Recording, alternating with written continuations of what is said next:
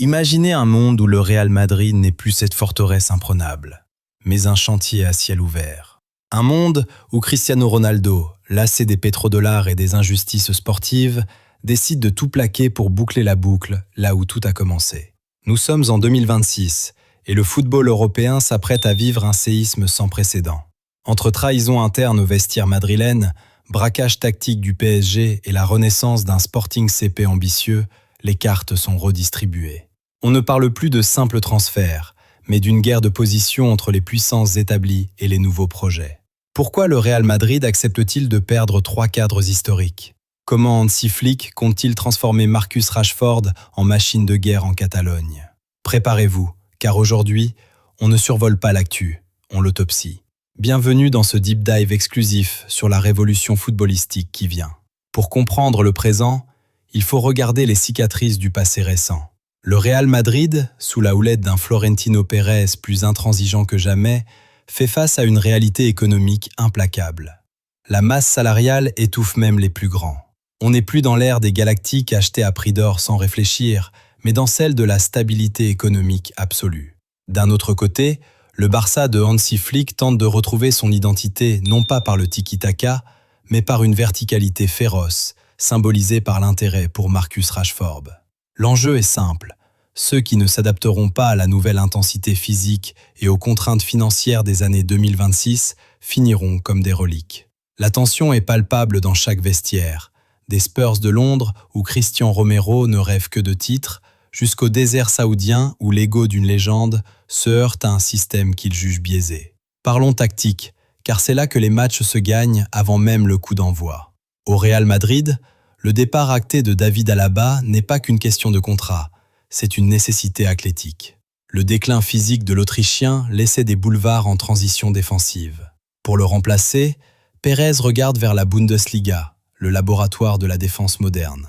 Nico Schlotterbeck ou Castello Luqueba. Pourquoi? Parce qu'ils offrent cette capacité de relance courte sous pression que le Real a perdue depuis le départ de Toni Kroos. Mais le vrai choc vient du Barça. Hansi Flick veut investir 35 millions sur Marcus Rashford. Sur le papier, c'est étrange, mais tactiquement, c'est brillant. Rashford n'est pas un joueur de possession, c'est un Space Invader. Dans le 4-2-3-1 de Flick, il offre cette profondeur qui oblige le bloc adverse à reculer, libérant ainsi des espaces vitaux pour les milieux créateurs. C'est l'acceptation d'un Barça moins romantique, mais beaucoup plus létal en contre-attaque. C'est ce qu'on appelle la modernité pragmatique. C'est le dossier qui rend fou les socios madrilènes. Endrick.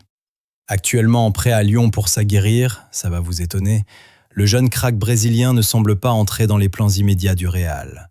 Ou du moins, pas avec les garanties de temps de jeu qu'il exige pour le Mondial 2026. Le PSG l'a compris. Luis Enrique cherche ce profil de falso nueve capable de percuter et de finir. Un profil qui compléterait parfaitement Vitinha et Joao Neves. En tout cas, la tactique est bonne, mais voyons. Si le Real Madrid hésite à lui donner les clés de l'attaque, Paris est prêt à sortir le chéquier pour en faire la figure de proue de son ère post-Mbappé. C'est une partie d'échec psychologique. Endrick veut réussir au Bernabéu, mais il refuse de voir sa progression stagner. Si le PSG propose une offre juteuse et un rôle de titulaire indiscutable, le Real pourrait-il craquer face au besoin de financer ses propres recrues défensives comme Cristian Romero? Personnellement, j'en doute fort. C'est le dilemme ultime de Florentino Pérez. Privilégier le futur ou stabiliser le présent. Derrière les paillettes, il y a la tragédie humaine. Le cas Fran Garcia est symptomatique d'une gestion de vestiaire parfois brutale au Real.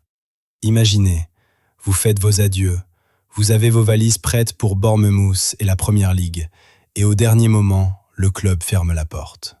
Pourquoi? Pas pour des raisons sportives, puisqu'il est relégué au 4e rang dans la hiérarchie des latéraux. C'est une question de profondeur de banc par pure sécurité, au détriment de la carrière d'un homme. Cette tension crée un poison lent dans le vestiaire. Un joueur furieux est un joueur qui ne s'entraîne plus avec la même intensité, qui peut contaminer le groupe. Le Real Madrid joue avec le feu. En refusant de le laisser partir cet hiver, ils ont gagné un remplaçant mécontent, mais ils ont perdu la confiance d'un homme. C'est le revers de la médaille de l'exigence madrilène. Vous n'êtes qu'un actif sur une feuille de calcul. Et enfin, le sujet qui enflamme le Portugal, le retour de l'enfant prodigue. Cristiano Ronaldo au Sporting CP. Ce pas du simple boucan, il y a un secret qui se cache derrière ce transfert. Ce n'est plus une rumeur de tabloïd, c'est une possibilité mathématique de Pythagore sur la théorie des probabilités. Son conflit ouvert avec le fonds d'investissement saoudien marque la fin d'une expérience lucrative mais frustrante. Ronaldo veut de la neutralité, il veut de la compétition réelle. En boycottant ce match officiel, il a envoyé un message clair. Je n'ai plus besoin de votre argent si je n'ai plus mon honneur. Le Sporting offre cette sortie par la grande porte. Tactiquement, imaginez un CR7 en finisseur dans un système qui le connaît par cœur, devant un public qui le vénère comme un dieu vivant, c'est le script parfait. Pour conclure, 2026 sera l'année de la grande restructuration. Le Real Madrid va devoir prouver que son modèle de rigueur salariale peut encore attirer des top players comme Enzo Fernandez. City, de son côté, mise sur des profils moins clinquants mais ultra efficaces comme Aramburu. Le football change, les visages aussi, mais la passion reste la même. Et vous, où voyez-vous CR7 la saison prochaine? La parole est à vous dans les commentaires. Vos réactions font vibrer ma chaîne. On reste connecté sur la Foot Chrono. Salut à tous.